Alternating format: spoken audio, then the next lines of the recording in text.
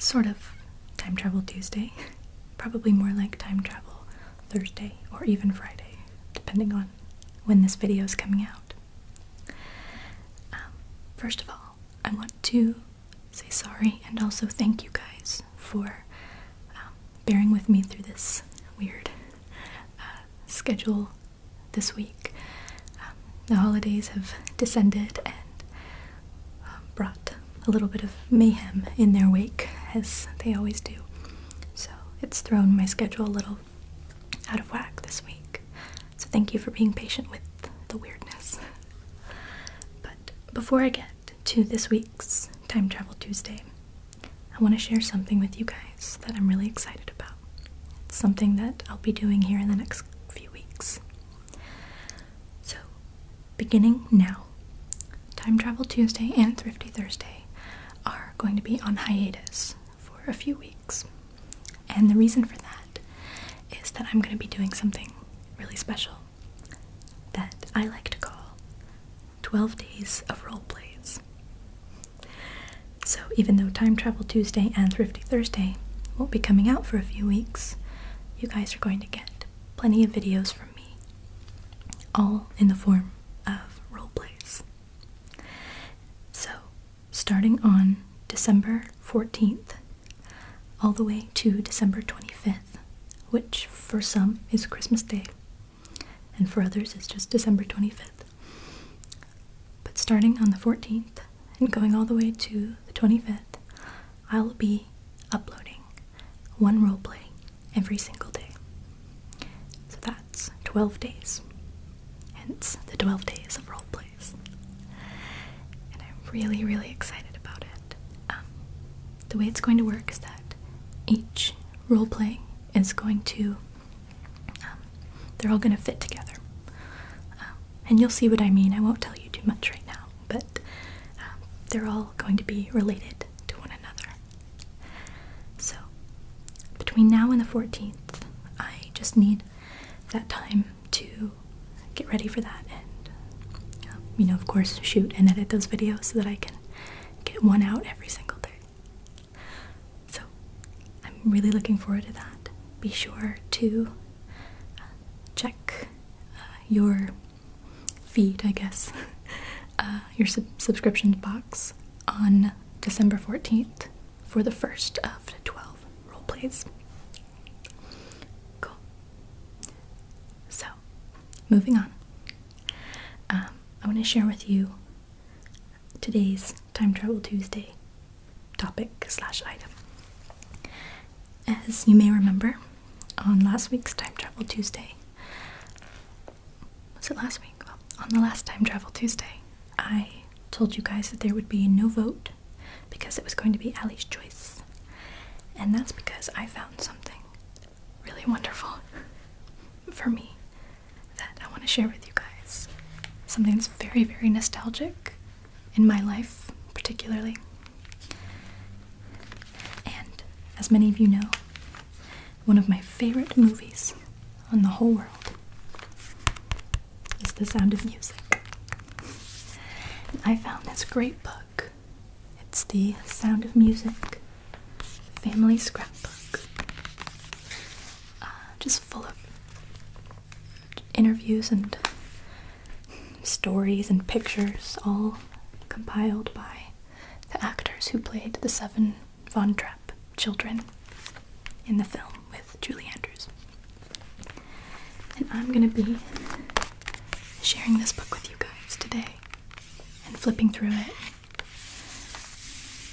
Hopefully, even if you're not as big a Sound of Music fan as I am, and I know many of you probably aren't, hopefully you'll still find this interesting and, of course, relaxing. So, that's what I'll be talking about today. So I hope you enjoy Sound of Music Family Scrapbook. Let's go check it out. So now we can take a closer look at my new book. I've flipped through it a couple of times and looked at some of the pictures and read little bits of it, but it's pretty big. And there's lots of really great history and information in here. So, this is The Sound of Music, Family Scrapbook, the inside story of the beloved movie musical, revealed by the actors who starred as the Von Trapp children. It says, contains never-before-seen personal photos and collectibles from Carmi and Carr, Nicholas Hammond, Heather Menzies, Dwayne Chase, Angela Cartwright, Debbie Turner, and Kim Carruth. I think I said all those right. Carmi and Carr played Liesel. Nicholas Hammond was Friedrich. Heather Menzies played Louisa. Dwayne Chase was Kurt. Angela Cartwright was Brigitte.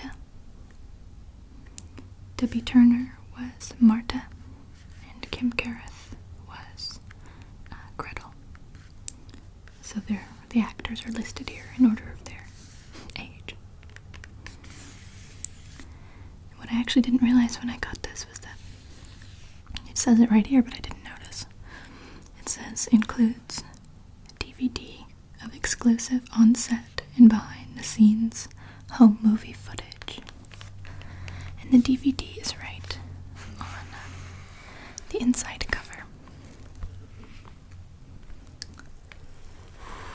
Right here. It says Our Home Movies 1964. And I can't wait to watch this. I haven't watched it yet. But there's a DVD right here. I'm really excited about it.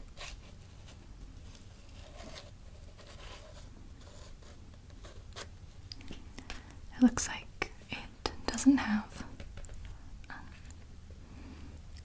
well, I'm not sure, maybe this footage only belongs to these actors, but it doesn't list every actor in the Von Trapp family. Okay.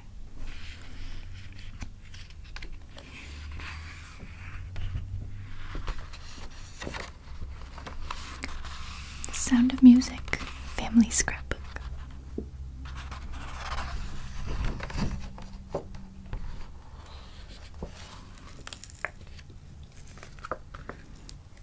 There's some cute little photos here. This is a photo, I'm not sure if you can tell, of Nicholas Hammond, who played Friedrich. Daniel, I'm not sure if I'm going to say this right, maybe it's Truitt, who played Rolf, and Kim Carruth, who was Gretel. And the caption says, Nicholas Hammond, Daniel Truitt, or however you say it, and Kim Carruth go sightseeing on a day off from filming. She looks really cute in her little traveling gear.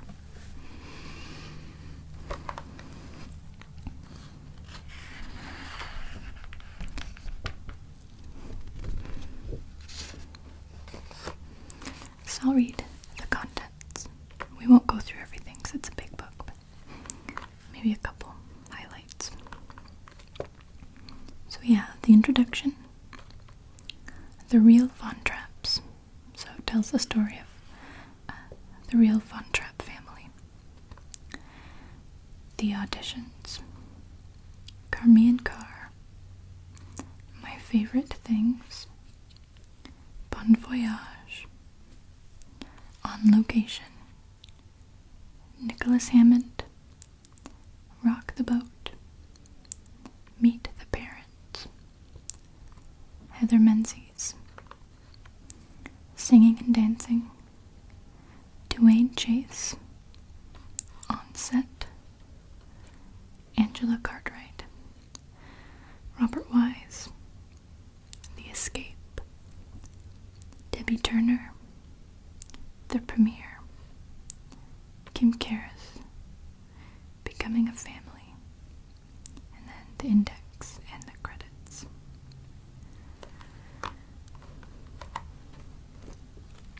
This is a picture of Kurt and Marta, or Dwayne Chase and Debbie Turner, with Baroness Schrader, who was played by Eleanor Parker.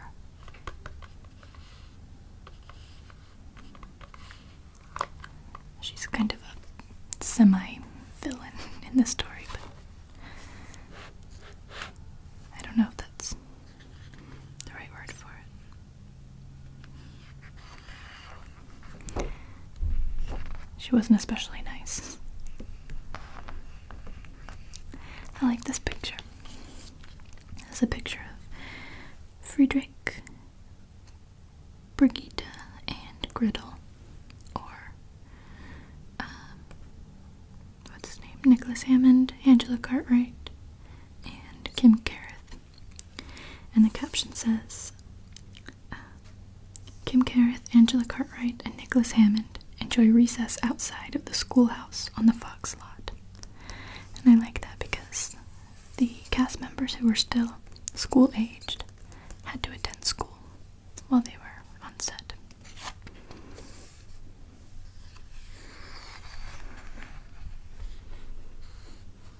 Skip ahead a little bit.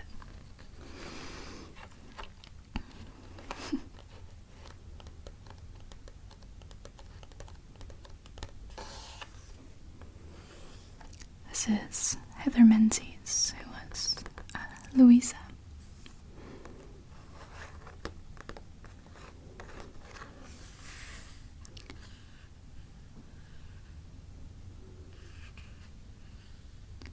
Oh, and this is really cute. It's a letter from 20th Century Fox to the parents of Kim Karras, who played Gretel. She was very, very young, confirming her employment.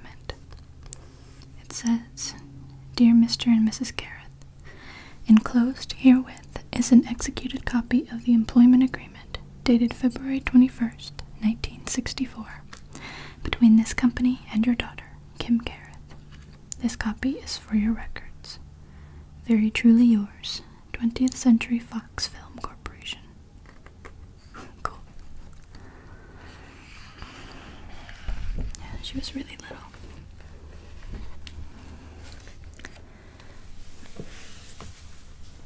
This is cool because it is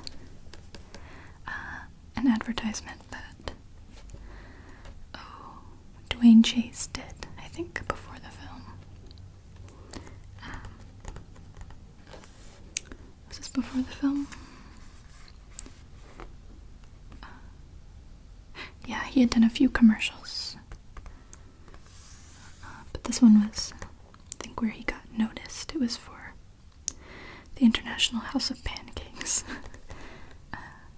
It's a pancake batter advertisement. There he is, about to enjoy a nice stack of pancakes.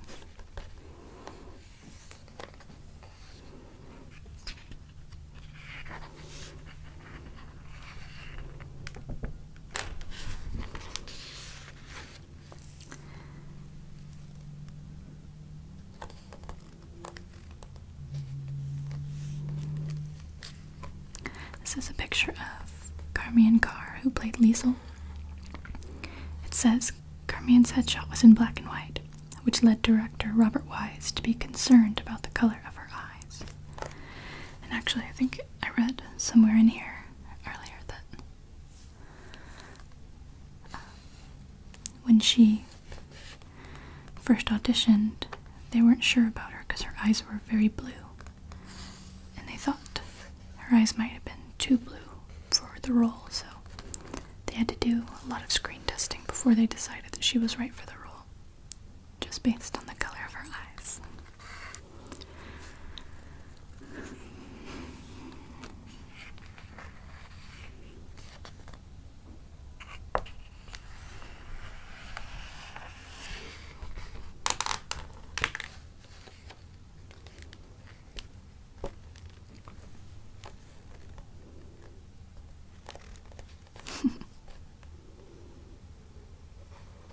This is a picture of all of the kids at the marketplace during the Do-Re-Mi sequence. It says, "In this scene, we were at the marketplace getting food for the picnic. Notice the orange crate that says Product of Israel right here. After the film was released, someone realized that Israel did not exist at the time the story took place." That's a funny little blooper. This is interesting.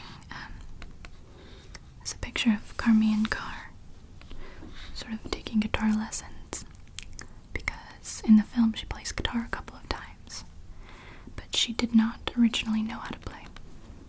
But she learned, just for this. This caption says, "It was difficult to learn to play the guitar. I took lessons every minute I could to learn the title song that I played in the movie."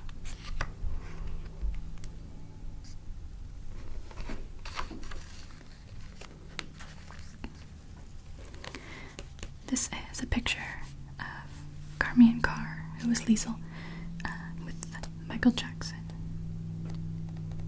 And let's see who else. There's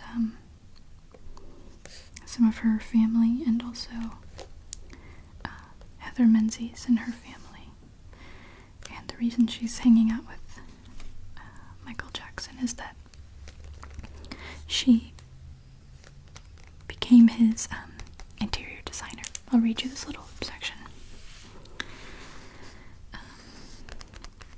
So she gave up acting and spent most of her adult life after that just raising her kids. But this says, "Eventually I did start working again, but in an entirely different field. For many years I had a love of interior design, and in the late 1970s, I finally started my own company, Carmine Carr Designs. My clients have included Angela Cartwright and Heather Menzies, who were both in The Sound of Music, and a recording artist who once lived in Beverly Hills, but read in the newspaper that Liesel from The Sound of Music had moved to Encino after she got married. He said to his mother, 'Liesel lives in Encino, why don't we move there?' And that's how Michael Jackson and his family ended up living down the street from me. He had an interior designer working on his house, but was unhappy with him, and their builder suggested he meet me.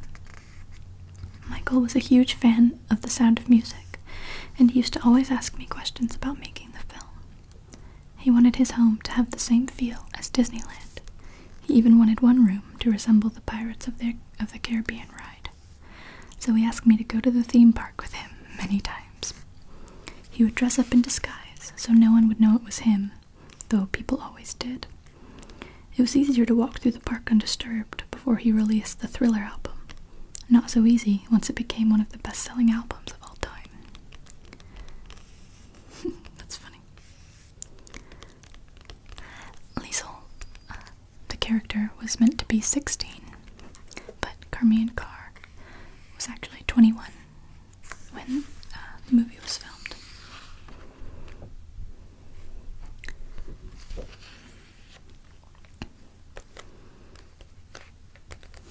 This is interesting. I didn't know this. The scene for My Favorite Things, the scene during the thunderstorm when all the kids come into Maria's bedroom because they're afraid, was the first scene that they filmed in the whole movie. That's interesting.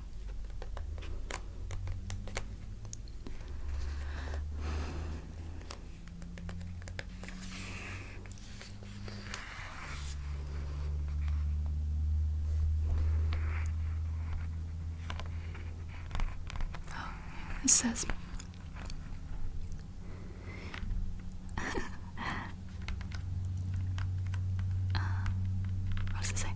It says, and so on the second day of production, Julie Andrews filmed her first scene with Kim Carruth, Debbie Turner, Angela Cartwright, Dwayne Chase, Heather Menzies, Nicholas Hammond, and Carmian Carr. After rehearsing for weeks, cameras were now rolling for the scene in Maria's bedroom, where the children rush in, frightened by the bright lightning and crashing thunder. This was the first time we had walked onto a set in our costumes, had met the entire crew, and had to do it, not for practice, but to be recorded on film for all time, says Nicholas. There was no room for mistakes, and we had to blend in with all the technical work going on around us. The rain machines pouring water down the windows, the machine with its preordained cues for thunder, the camera angles, the lights, the marks to hit around the room and on the bed itself. It was also significant, as this was the first time on screen we worked together as a group, as actors and as characters, 7 siblings with their governess, not just for a quick exchange, but for a full sequence. Often, directors like to start with a short, easy moment on film, just to break the ice, especially with a fledgling cast. But our very first time in front of the cameras, we had to appear as if we were already a tight group, brothers and sisters who knew each other's personalities, and a governess with whom we had a complex relationship, some of us still uncertain whether we wanted to invite her into our lives. This number was to be the turning point, the moment in the story where we all, consciously or subconsciously, emotionally accepted her. Added to that was the fact that the song itself was already famous from the stage play, and various artists who had performed it on radio and television.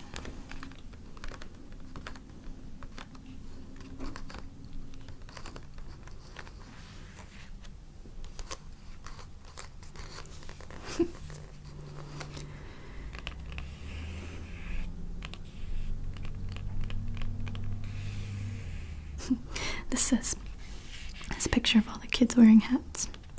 It says the cast wore hats between takes to avoid the risk of getting a tan or a burn during production, something that would be a nightmare for the makeup department. That's good thinking, because they did have to do a lot of scenes outside, so it would have been bad if they all started getting really tan.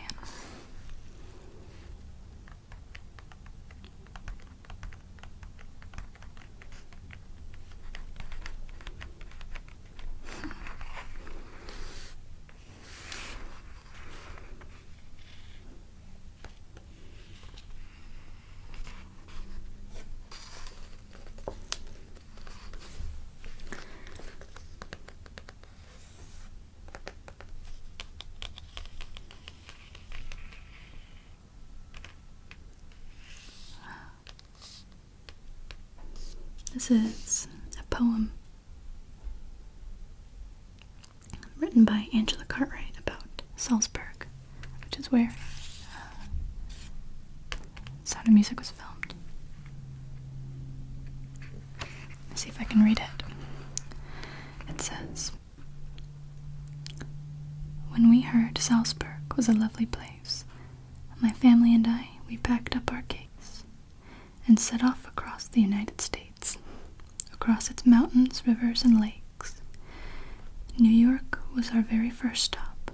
I liked Rhode Island a real lot. We landed in London on a Monday. After leaving U.S. on a Sunday, we landed in Salzburg in the afternoon and arrived at the hotel very soon. We've gone to the fortress and saw many a thing, and went to the Glockenspiel to hear the bells ring. And when I look at this, what does that say? Salzach's foam, I often think of Home Sweet Home." I'm not sure what that last one is. That's cute though.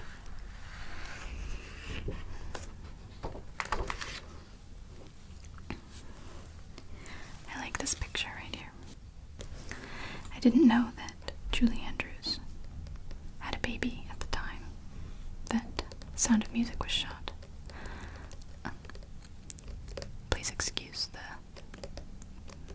bumping and banging upstairs. My neighbors are home, apparently. But, this is her baby Emma. Julie Andrews' baby Emma was often on the set with the Von Trapp kids while the company was in Austria. That's really sweet.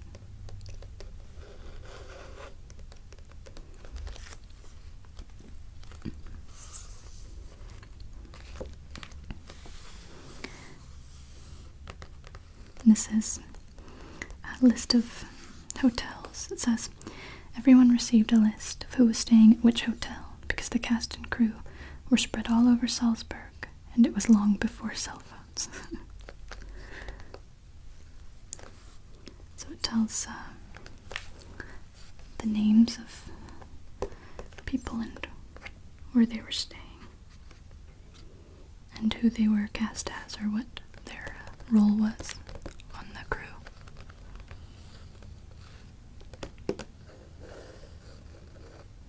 It says, when the cast and crew of The Sound of Music arrived in Salzburg, they were divided up into different hotels. The 7 actors portraying the Von Trapp children checked into the Hotel Mirabelle with their parents.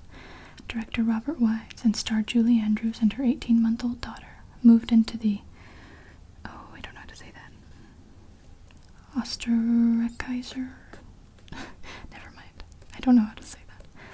And Christopher Plummer and other adult members of the cast were giving lodging at the Hotel Bristol. Wow, so her baby was only 18 months old at the time. Not even 2. That's interesting. So in here, this little fold out. This is kind of like the Nirvana book. It has little memorabilia items in it. There are a few things inside of here. It tells you what each of them are.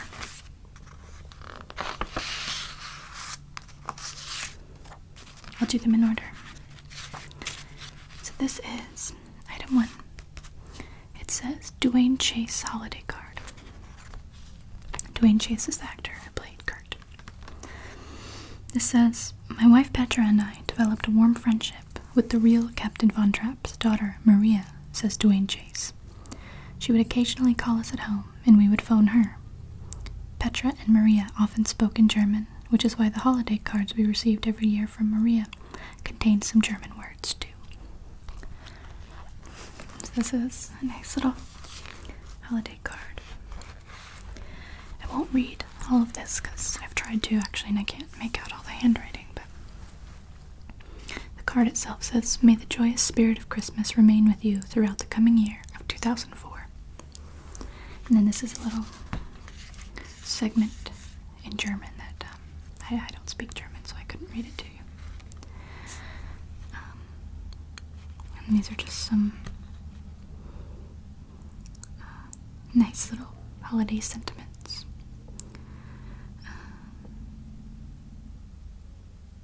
Yeah, I can't. Unfortunately, I can't read this handwriting very clearly, but it still looks nice. Next, this is a telegram. It says, it's a telegram for Nicholas Hammond. It says, this is the telegram that would change my life.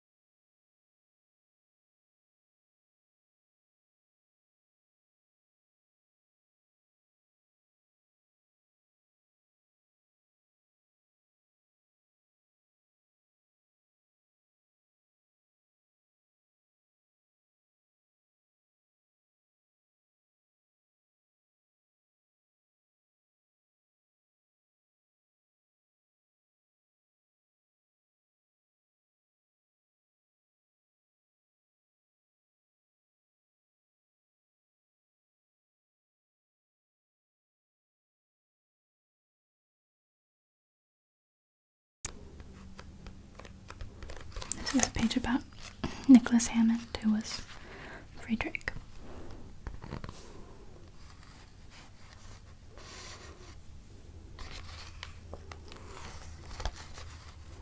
Looks like he writes and directs now. Oh, this is the scene where the kids all fall out of the boat. I want to read this couple pages to you because it's crazy. The little one, Kim, who played Gretel, apparently nearly drowned or something during this scene. I'll read it to you. The boat scene in The Sound of Music has become legendary. The 7 Von Trapp children and their governess are in a rowboat, returning home, where Captain Von Trapp and the Baroness await. As the boat comes into view, it capsizes, sending all of the passengers into the water. According to Kim, the original plan was to use my double since I couldn't swim. Apparently, Robert didn't like the way the scene looked with her in place. He came to my mother and me and said, "We really want Kimmy to do the scene. We'll have someone jump in and save her, but we really won't need to do that, because Julie's going to catch her." My mother said something like, because she didn't want to say yes. So Robert talked about teamwork, and that was the magic word to me, so I said I would do it. If I had been Kim's mother, says Heather Menzies, I would have said, "Have a nice time. I hope your movie is a great success, but I'm leaving."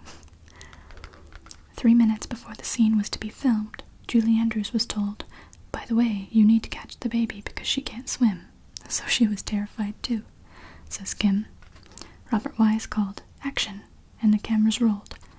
It all went exactly as planned, Kim explains. I fell overboard. Julie fell in the same direction and caught me right away without any problems. That might have been the end of the story, but Wise didn't like the first take and wanted to shoot it again. As Kim explains, we had to dry off and change into an identical set of our horribly ugly curtain costumes and do it again. If you watch very carefully, you will see a look of abject terror on my face because I was scared to death. Heather remembers what happened as Wise continued to film. The water was murky, and it was difficult to find Kim, who sank to the bottom of the lake like a boulder. There were guys standing by on the shore in bathing suits ready to jump in the minute Robert said cut. It was really horrifying. What Robert wanted was to have one long shot of us falling out of the boat and coming ashore out of the water, but he couldn't get it because they had to save Kim. In the take used in the movie, I fell forward as I was supposed to, Kim recounts. I sank underwater, and Julie fell in the opposite direction, in back of the boat.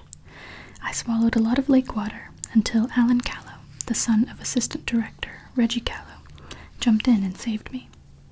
When you watch the movie, there is a jump cut to Heather. That's because they had to edit out the footage where they're saving me and everything is so chaotic. You can imagine my mother's reaction. They had to restrain her to prevent her from jumping in the water to rescue me. She couldn't swim either, so that would have been a real disaster. Some crew members were holding her back while she was screaming, "My baby, my baby." That's insane. This says, during this take, Julie Andrews fell off the back side of the boat. This is the take that was eventually used in the film. The boat was rigged to rock back and forth a few times before it completely tipped over. Everyone had to pull together and do their part for this complex scene. Oh, this is terrible. This says, there were leeches on the bottom of the lake, so the cast got out of the water as quickly as they could.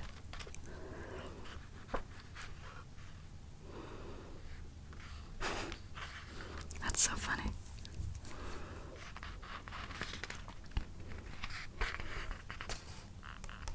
Oh, this is Debbie Turner's stand-in. Interesting. She's a lot taller. Oh, a little bit taller.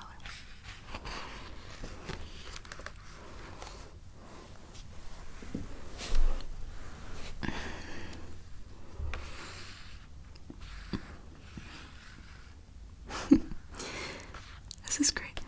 This says, so they would look wet. The kids were drenched with water before each take. with the dreaded freezing lake water in the can. I guess it was really cold water. And you can see someone pouring water onto Carmian car. That's funny. And this is a swatch of fabric from the play clothes made from curtains.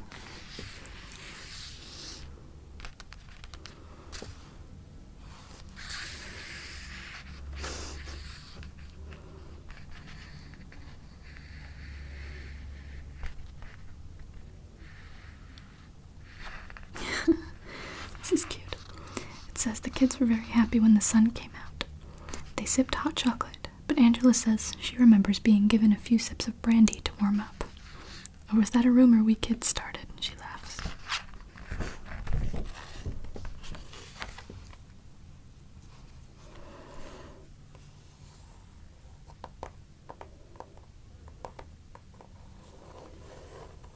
This is great. This is a picture of Julie Andrews getting the news that she was nominated for an Oscar for Mary Poppins, which is another one of my favorite films. I love Julie Andrews. This says, thanks to the latest issue of Variety, Julie Andrews had just received the news of her Oscar nomination for Mary Poppins. Accent coach Pamela Danova looks over Julie's shoulder.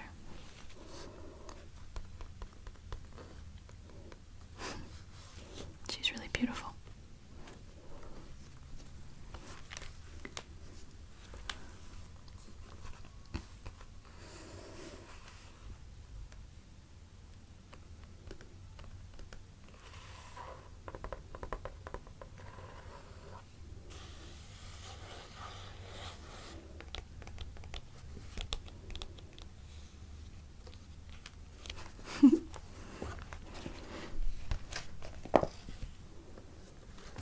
There's another fold out with some little treasures inside.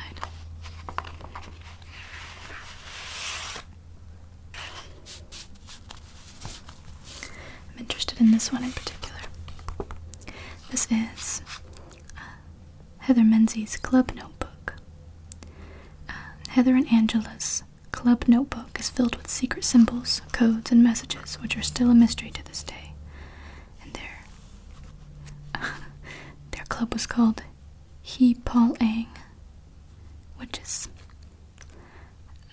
a combination of, I guess, Heather and Angela and Paul in the middle. I don't know what that's about. Maybe Paul McCartney, since they seem to like the Beatles.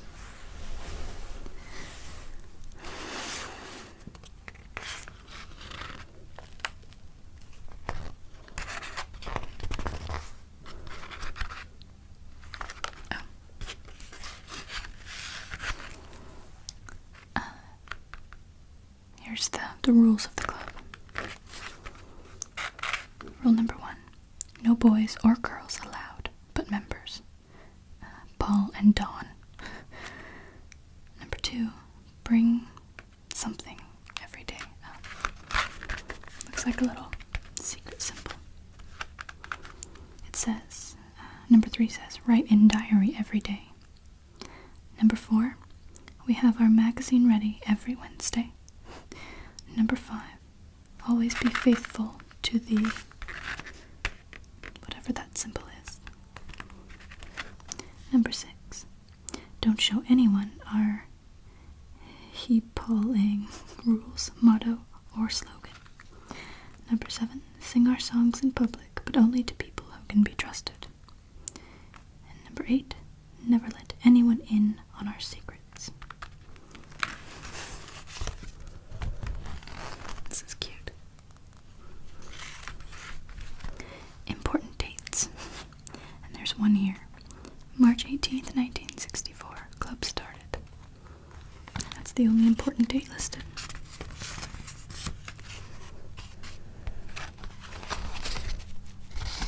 Okay. Here's a poem. 1, 2, 3, 4. Paul, John, Ringo, George. 2, 4, 6, 9. We think your singing is divine. Paul and his guitar-shaped pool. We think John is mighty cool. polo-necked sweaters, egg and chips, Ringo's 5'4", I can't see, oh, long-haired chicks, and here's a little dance. This is a little stick figure called Paul. This one is George, this one's John, and this one's Ringo. I think they really love the Beatles.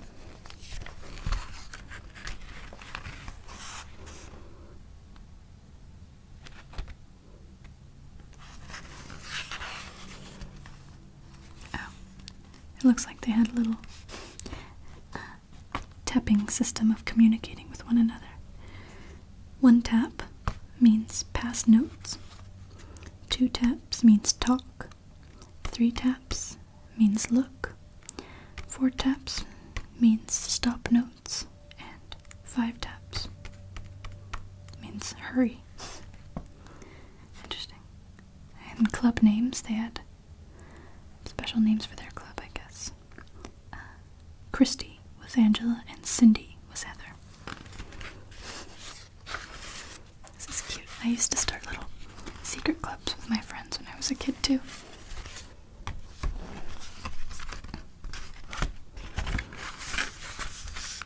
Okay, looks like the club motto is Mum.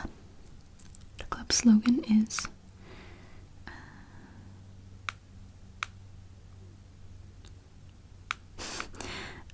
Ricky Licky Lack and a Buddy Up a Whack. Whatever that means. And this is a code that they have. I don't know. I don't understand. And it says language, gibberish, or sign language. The club pledge is, I pledge I will be loyal to the club, faithful to the Beatles, and obey all rules at all times.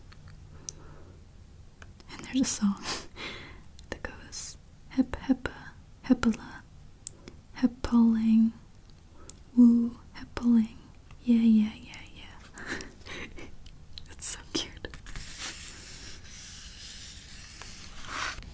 This is a really great photograph of the Do-Re-Mi number where they're doing the tea, a drink with jam and bread part of the song. It's really cute.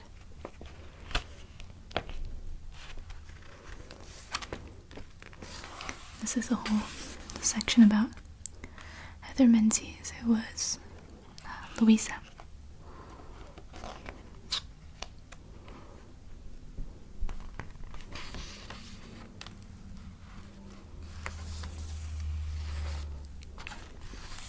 And some pictures of her and her family. And TV show she did. She did Logan's Run.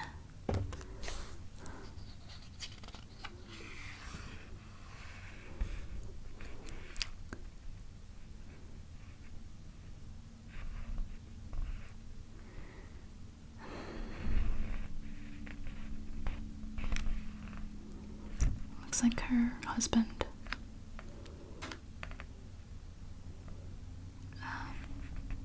had cancer and died, actually passed away from cancer. It's very sad.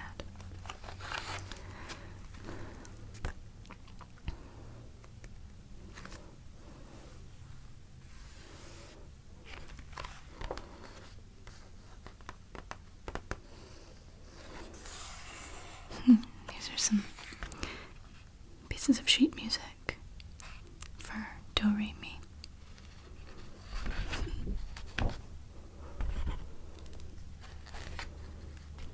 This is cute.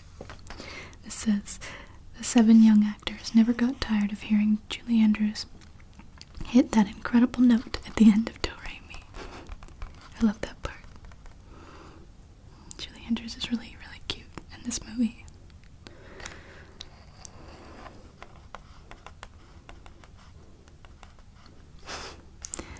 This is tricky. It says, at the Pegasus Fountain, the kids had to swing their arms and keep their balance on the fountain ledge while singing. That sounds really difficult.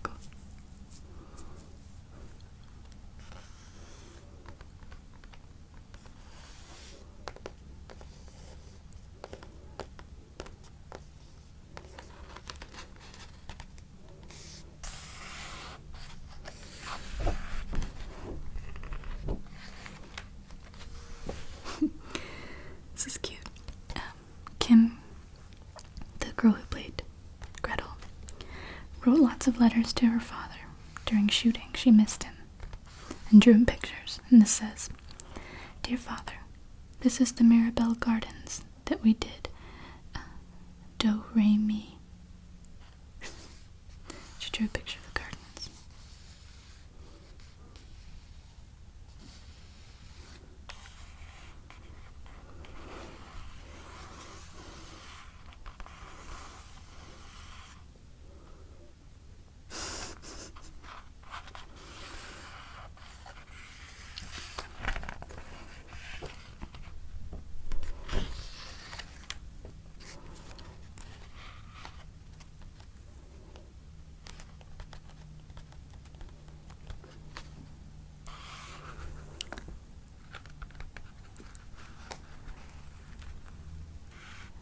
This says, "This touching moment in the Von Trapp home is a turning point in the film.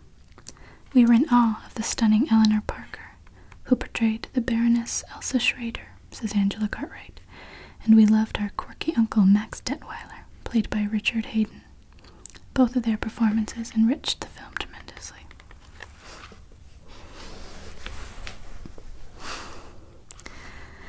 This says, "Dwayne tries to dance the Lendler with Julie Andrews. I really could dance it, but had to act as if I couldn't," he explains. "But Robert Wise did let me really dance it correctly once." This scene's really cute. It's where Fraulein Maria is trying to teach Kurt how to dance a traditional Austrian dance. It's very awkward.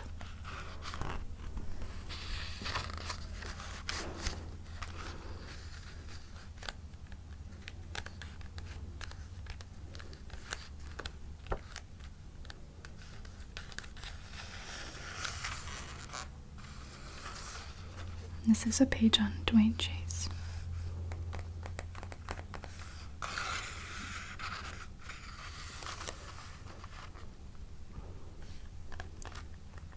Oh, interesting. Kurt Russell also tried out for The Sound of Music.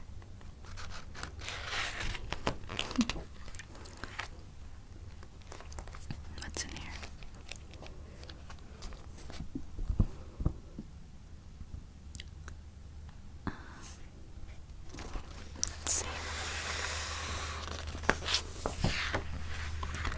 In here,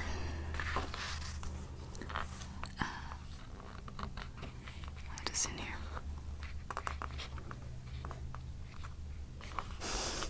This is cute.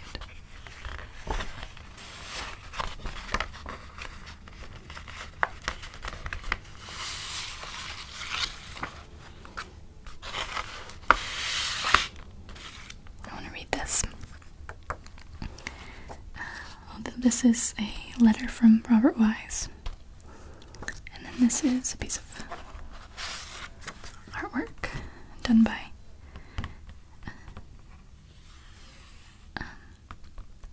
Angela Cartwright, who played Brigida.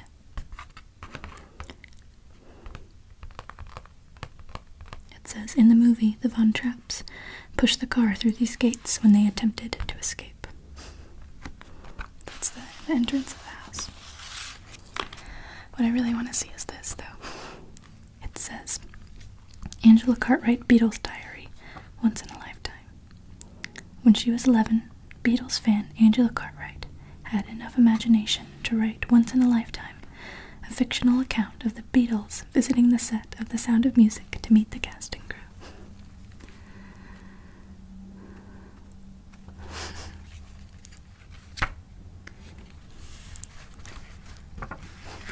Here are the Beatles.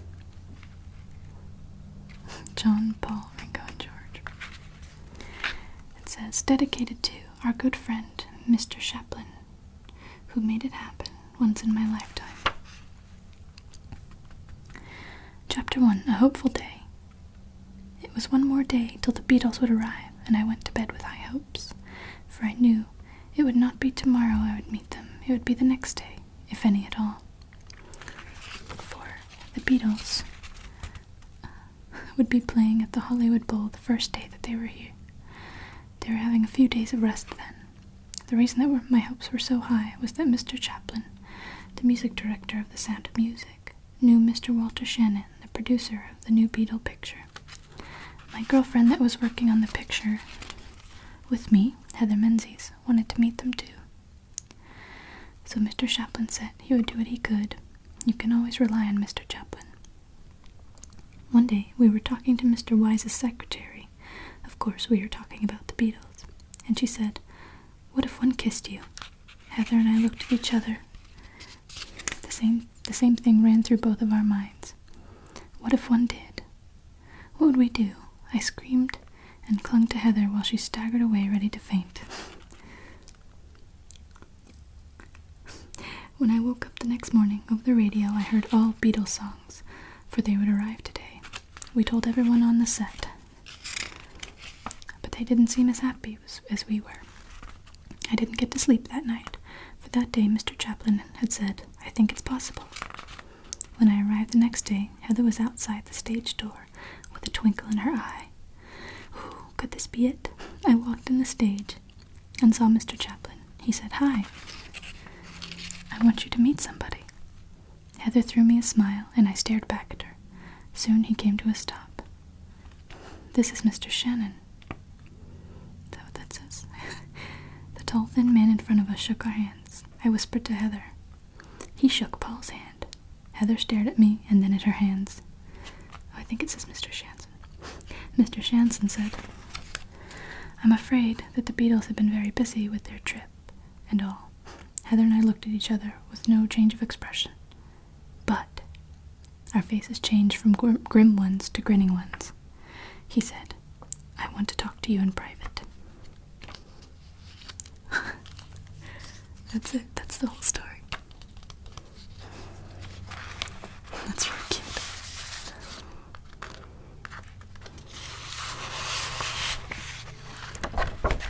They really love the Beatles.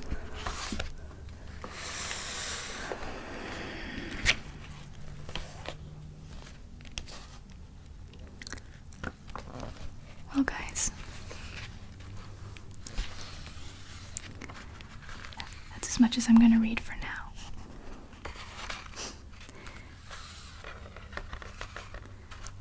But I hope you enjoyed flipping through this great book with me. I'm going to keep reading this because it's really warming my heart.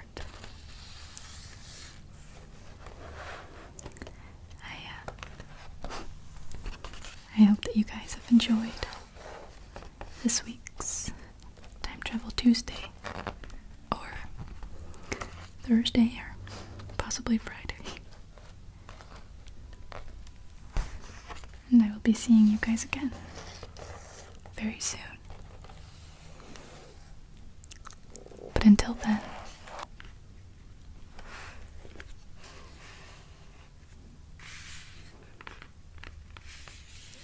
sweet dreams, time travelers.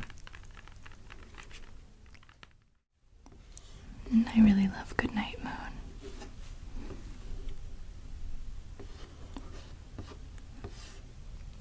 My mom always used to read it to me before bed.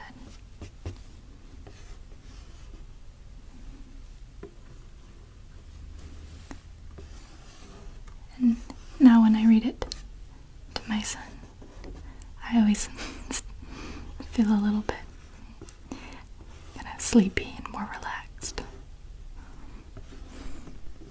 just because of the association I have.